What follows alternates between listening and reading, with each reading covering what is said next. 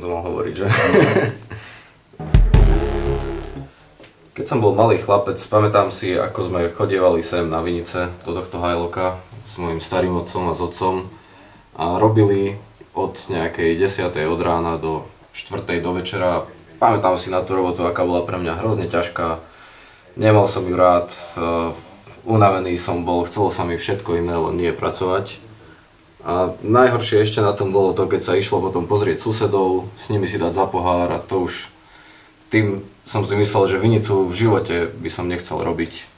Ale ono sa to všetko zmenilo s odstupom času, keď som sa nedostal na vysokú školu a išiel som do Anglicka pracovať. A keď som sa približne po roku vrátil, tak zrazu sa mi tá robota zdala v pohode. Chodili sme, spravilo sa čo bolo treba, prišli sme domov a všetko sa zrazu dalo stíhať.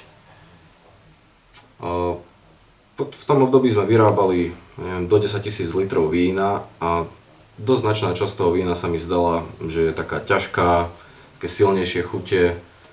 A mne chutili vína od moderných vinárstiev, ktoré boli kvetnaté, ovocné, čistučké, bledé vínka. Tak som sa pokúsil ich vyrobiť s modernou technológiou, odkalením muštov a pridaním umelých kvasiniek.